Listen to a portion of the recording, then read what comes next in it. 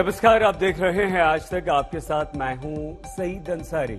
इस बार मानसून थोड़ा देरी से लौट रहा है और लौटता मानसून दक्षिण के राज्यों में जबरदस्त तबाही मचा रहा है। मुश्किल इसलिए भी बढ़ गई क्योंकि इसी समय अरब सागर के ऊपर कम दबाव का एक सिस्टम बन रहा है, जिसके कारण केरल के दक्षिणी इलाकों में भारी बारिश हो रही है। केरल के साथ साथ तमिलनाडु, आंध्र प्रदेश में भी लौटते मानसून के कारण लगातार बारिश हो रही है। तस्वीरें आप देख ही रहे हैं। आज दिल्ली एनसीआर में भी सुबह से जमकर बारिश हुई है और ये बारिश न सिर्फ बारिश थी बल्कि मूसलाधार बारिश थी। तो लौटता हुआ जो मानसून है उत्तर से दक्षिण तक वो भारी बारिश कर रहा है और लोगों के लिए परेशानी का सबब बन रहा है।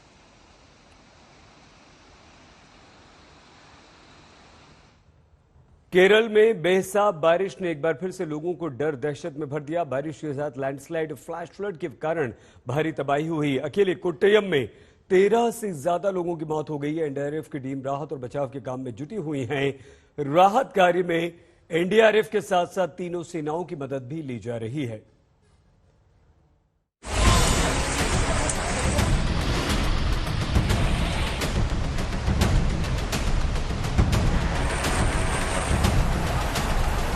जब बारिश के साथ दो शहरों के बीच आया तबाही का सैलाब,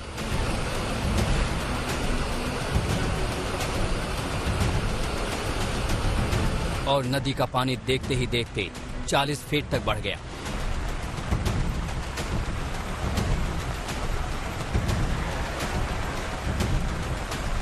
तबाही का अंदाजा इसी से लगा सकते हैं कि कोट्टायम को इडुक्की से जोड़ने से इस पुल के ऊपर से बह रहा था पानी। आमतौर पर ये रास्ता था एक शहर को दूसरे शहर, एक जिले को दूसरे जिले से जोड़ने के लिए, लेकिन शुक्रवार शाम के बाद केरल के इस हिस्से में आया सैलाब अपने साथ क्या कुछ लेकर के आया वो देखिए। ये बड़े बड़े लोहे की जो कड़े लगे थे, ये जो पूरा हिस्सा लगा था, ये दरअसल पुल को सुरक्षित बनाता था, लेकिन सब कुछ ऐसा लग रहा है कि कागज की तरह बिखर गया हो।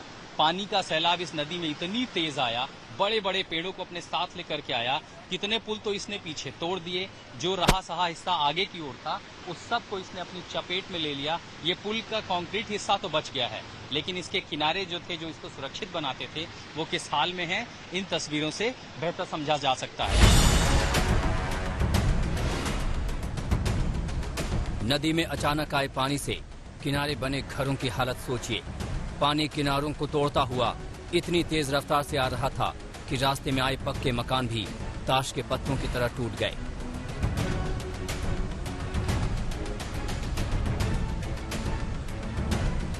लोगों के पास इतना ही वक्त था कि वो अपने घर की ऊपरी मंजिल पर जा सकें। करीब 4 घंटे तक बस्तियों के बीच तबाही मचाती हुई नदी इसी तरह बहती रही। जिनकी किस्मत अच्छी थी उनकी जान किसी तरह बच गई, लेकिन अब भी कई लोग लापता हैं जिनकी तलाश जारी है। कोट्टायम में बारिश अब भी जारी है। एनडीआरएफ की टीम मौके पर है, लेकिन उनके लिए भी ये काम बेहद चुनौती भरा है। ये तस्वीरें देखिए। गिरे हुए पेड़, टूटी हुई सड़कें,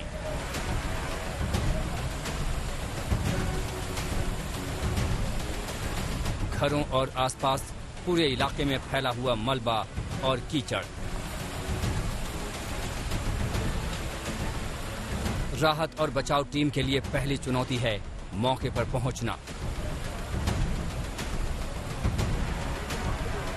फिर लापता लोगों को मलबे में से ढूंढ निकालना।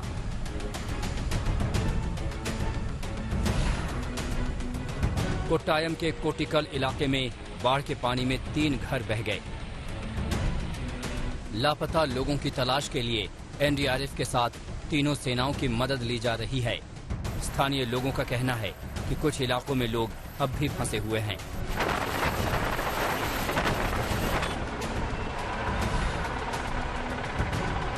मौसम विभाग की तरफ से चेतावनी जारी की गई है कि बारिश की वजह से नदियों का जलस्तर फिर से बढ़ सकता है।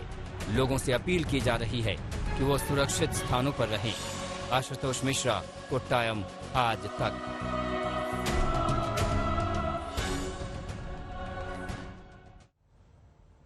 कोट्टयम में भारी तबाही हुई है। कई घर बाढ़ के साथ बह गए, घरों को नुकसान पहुंचा। हमारे संवाददाता आशुतोष मिश्रा कोट्टयम में ही मौजूद हैं और वहीं से उनकी ये ग्राउंड रिपोर्ट। तो केरल में दो जिले सबसे ज्यादा प्रभावित हैं, उनमें से कोट्टायम और इडुक्की, और नदी के इस पार हम कोट्टायम में हैं और यहाँ की तस्वीर आपको दिखाते हैं। इससे अंदाजा लगाया जा सकता है कि पानी का प्रवाह कितना ज्यादा रहा होगा। लगभग 40 से 50 फुट तक पानी का स्तर चला गया था। घर में जो कुछ भी है वो सब इस नदी के प्रवाह का शिकार हो गया। ये बड़े बड़े पेड़ जो दरख्त न जाने कहां पर थे वो सब पानी के साथ यहाँ सड़क पर आ चुके हैं। जी हाँ, ये मुख्य सड़क है जो जिलों को शहरों को जोड़ता है, लेकिन ये बड़े बड़े पेड़ जो हैं ये सीधे पानी के साथ इतने इस कदर ऊपर आ गए कि घर का काफी हिस्सा बचा ही नहीं, सब कुछ मलबे में तब्दील हो चुका है। लोग बताते हैं कि पानी इस कदर जब चढ़ने लगा था ऊपर तो काफी डरावना मंजर था उनके लिए। हालांकि राहत बचाव कार्य यहाँ पर शुरू हो गया है, लेकिन इस मलबे से अंदाजा लगाया जा सकता है कि आखिर ये सब कितना खौफनाक रहा होगा, खासकर जो इस नदी के बेहद आसपास रहते हैं। यहाँ दूसरी तरफ आपको दिखाते हैं जो कुछ भी घरों में सामान बचा हुआ है, लोग उसे इकट्ठा करने की कोशिश कर रहे हैं, क्योंकि सड़क का ऊंचा इलाका है। अब ये समझा जा सकता है 25 से 30 फीट ऊंचाई का इलाका है, बावजूद उसके पानी यहाँ तक चला गया था। और उसके बाद कितना पानी आया था आपके घर में? 12 फीट तक आया था आपके घर पे? हम लोग घर पे 12 फीट तक आया था। इसका अंदर से पूरा सामान निकल गया। अभी हम लोग क्लीन कर रहे हैं, कल से क्लीन कर रहा है। अभी 14। आप लोग कहाँ थे उस समय? हम लोग ऊपर गया था, ऊपर नहीं आया, फर्स्ट फ्लोर पे 12 फ्लोर तक आया था। कितनी देर था पानी ऐसे? 4 घंटा तक ऐसा था। 4 घंटे तक ऐसा था। अभी हम लोग सामान पूरा निकल गए इधर से। अभी हम लोग क्लीन कर रहे हैं, कल से क्लीन कर रहा है। अभी 20 घंटा हो गया क्लीन कर रहा है, अभी तक क्लीन। सोचिए कि ये जमीन से काफी ऊंचे पर बना और 12 फीट पानी अगर यहाँ ये दिखाई दे रहा है कि छत डूबी हुई थी, घर का सामान निकालना पड़ा है और नदी इससे काफी नीचे है। अब इसे समझा जा सकता है कि पश्चिमी घाट पर जो तबाही फिलहाल देखने को मिल रही है, हाल फिलहाल में केरल में खासकर ऐसी तस्वीरें जो दिखाई पड़ रही है वो किस तरह चिंता का विषय है। लेकिन सबसे ज्यादा खौफनाक मंजर उन लोगों के लिए जो यहाँ आसपास रहते थे। ये तो एक किनारा है, मैं चाहूंगा जरा दूसरे किनारे की तस्वीर भी देखिए। उस तरफ बड़े बड़े पेड़ बहकर ऐसे माने जैसे घास तिनके हों, बह करके इस तरफ आ गए हों।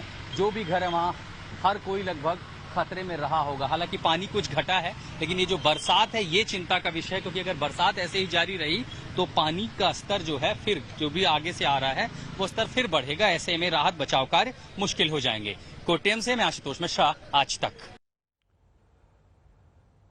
कोट्टयम और इडुक्की जिले आसपास ही हैं। जिस नदी में बारिश के बाद बाढ़ आई वहां कैसी स्थिति है ये भी बता रहे हैं आशुतोष।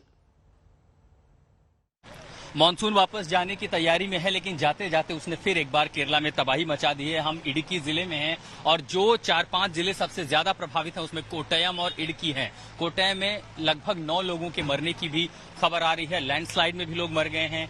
और पानी का स्तर किस तरह बढ़ा, शुक्रवार की देर शाम से जो बरसात शुरू हुई इस पूरे इलाके में, उसका कहर अगर देखना चाहें तो मेरे पीछे की इन तस्वीरों से समझा जा सकता है। नदी पे ये जो पुल बना हुआ है काफी ऊंचा है, लेकिन इस पुल के ऊपर जो बड़ा मलबा है, इतने सारे पेड़ जो बड़े बड़े जड़ों के साथ यहाँ पर आके अटक गए हैं, इनसे अंदाजा लगाया जा सकता है कि पानी का प्रवाह कितना तेज होगा और जल स्तर कितना ऊंचा रहा होगा, जिसके चलते न सिर्फ सड़क बर्बाद हुई, पुल का ये हिस्सा क्षतिग्रस्त हुआ, बल्कि जो ब्रिज है, मुख्य सड़क है जो एक गांव को दूसरे गांव से जोड़ती है, उस पर सारा मलबा चला आया। और इतना ही नहीं, आप ठीक पीछे की तस्वीरें देखिए, बड़े बड़े जो दरख्त हैं, पेड़ हैं, तिनके की तरह मानो पानी का शिकार हो गया। सब कुछ जैसे नदी बहाकर ले जाएगी अपने साथ। और सबसे बड़ी मुसीबत ये लगातार हो रही बरसात, जिसके चलते जो राहत बचाव कार्य है वो अपने आप में बेहद मुश्किल हो चला है। एयरफोर्स की भी मदद ली जा रही है, एनडीआरएफ की मदद ली जा रही है, एसडीआरएफ और केरल पुलिस यहाँ इस इलाके में, कोकयार इलाके में भी रिलीफ ऑपरेशन चला रहे हैं। और सबसे ये सुनिश्चित किया जा रहा है कि कम से कम जो कनेक्टिविटी है वो सुनिश्चित हो जाए, ताकि जरूरत का सामान, बड़ी बड़ी जो गाड़ियां हैं, हमने पीछे देखा एसडीआरएफ की बहुत सारी मशीनरी है